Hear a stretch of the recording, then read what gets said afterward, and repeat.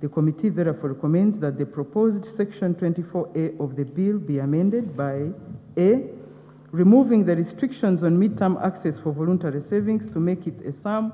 On Wednesday, the Parliamentary Committee on Gender, Labour and Social Development presented to the House their recommendations to Section 24A of the NSSF Amendment Bill 2021. As you are aware, at the moment, it is only companies that employs at least 5 members who are supposed to contribute to the Social Security Fund.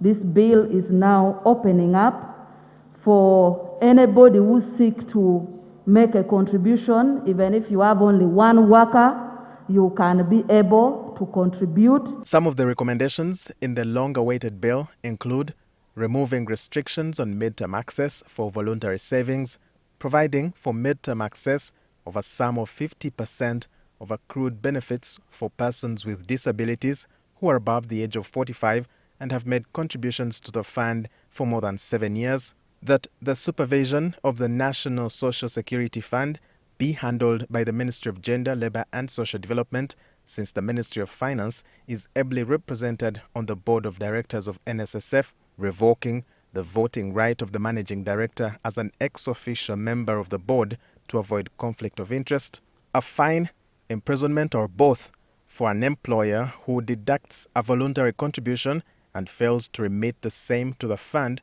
or fails to remit the outstanding contribution due to the employee, granting the minister under Section 13A, Clause 7, power to prescribe by regulations and in consultation with the board the procedure for making voluntary contributions and benefits, allowing continued voluntary saving even after the age of 60, and providing for the board to publish the names and details of all dormant members' accounts in the fund every year in a newspaper of wide circulation.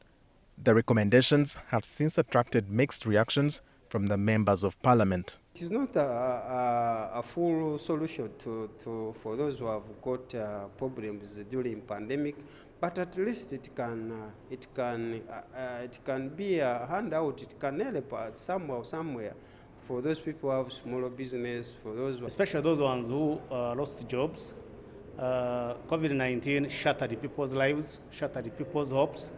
So midterm access will re-energize those people who needed to restart their businesses. People have worked for years and lost their jobs, but they have their savings somewhere. But with the bill in the form that it's in, persons are not going to access the monies because there are stringent clawbacks in the law.